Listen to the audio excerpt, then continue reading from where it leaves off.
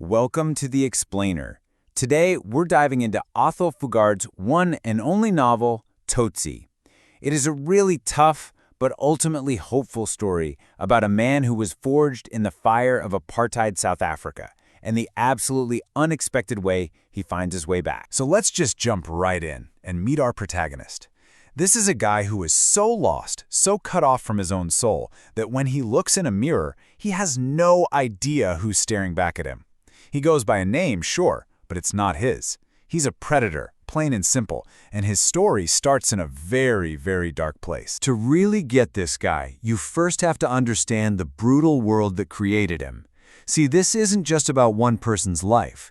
It's about an entire system that was specifically designed to crush the human spirit. Yeah, he's known only as Tsotsi. And you gotta understand, that's not a name, it's a label. It's a word for a lifestyle, this kind of young, violent gangster you'd find in the townships. It was sort of born from American gangster movies, but made way, way harder by the vicious reality of their lives. Long story short, it means sharp, and it means danger. I mean, look at the world he grew up in. The apartheid state was systematically taking apart black communities. You had laws like the Group Areas Act. And it wasn't just about saying, you live here, we live there. No. They literally brought in bulldozers and flattened entire neighborhoods like Sophiatown, this incredible cultural hub, just so they could build white suburbs on top of it. So when all the legal paths to just surviving are blocked, what's left? Crime becomes a lifeline. And in that world, you had to be ruthless to make. So how does he survive? He creates a code for himself, a set of rules. Rule 1, take care of the knife. That's his weapon, his power. But rules 2 and 3, that's where it gets really deep. No questions about the past, and no questions from anyone else about anything, period. He's built a massive wall around his own memory. He actively chooses not to know who he is, because any question at all could bring that whole dark fortress crashing down. And we see this ice-cold philosophy in action right away with his first victim of the night, a man named Gumboot Dlamini. And the tragedy is, Gumboot is everything Tsotsi isn't. He's a man full of life, of laughter and hope, just coming home to his wife after a year of hard work down in the mines. So what were Gumboot's so-called mistakes? Well, he dared to smile. His joy made him stand out. He wore a bright red tie, which made him easy to follow, and he pulled out his pay packet to buy his train ticket. On a crowded, dangerous Friday night train, these little acts of being human basically painted a bullseye on his back. Tsotsi's tan corners him, and a sharpened bicycle spoke is pushed between his ribs. Just like that, a life full of hope, extinguished. But this murder, it leaves a mark. Later, a member of his own gang, a guy named Boston, actually confronts him about it. He asks him if he has any decency, any feelings at all. And something in Tsotsi just snaps.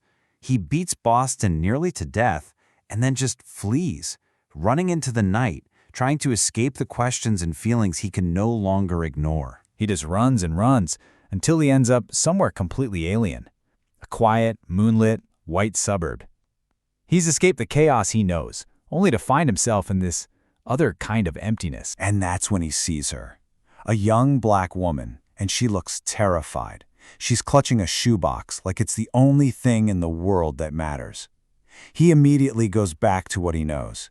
He stalks her, corners her. He's the monster in the dark again. But then, in this moment of pure desperation, she does something he could never have predicted.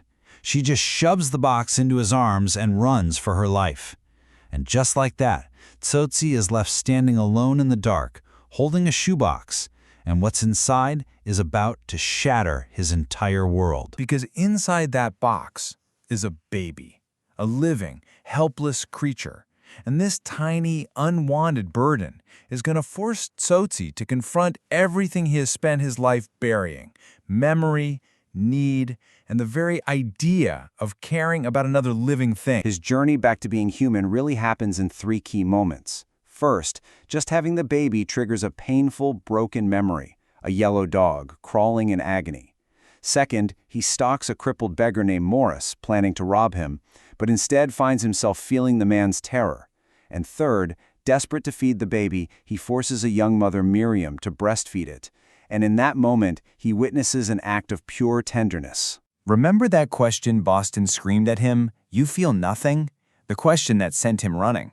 Well, now, for the first time, the answer isn't so simple anymore.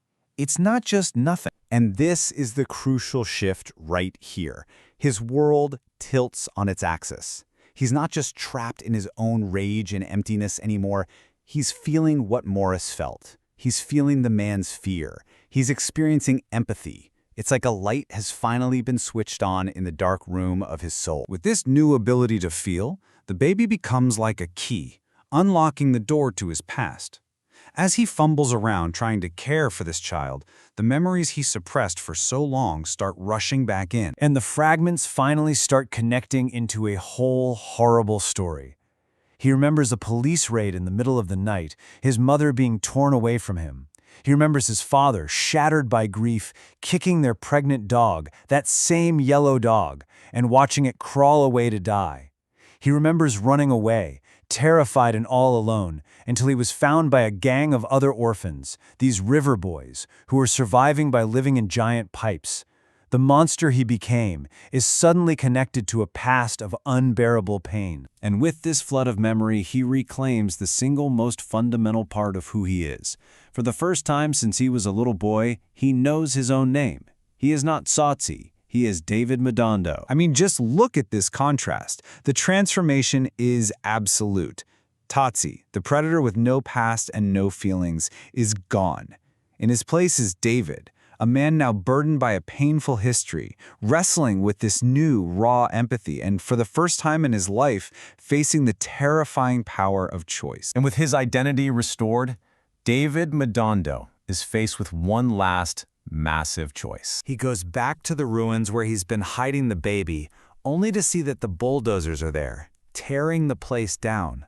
Without a second thought, he dives into the rubble to shield the child with his own body, just as a wall collapses.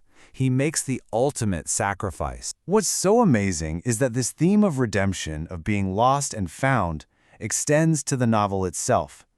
Fugard wrote it in the 60s, but he didn't think it was good enough, so he just abandoned it in a suitcase for nearly 20 years.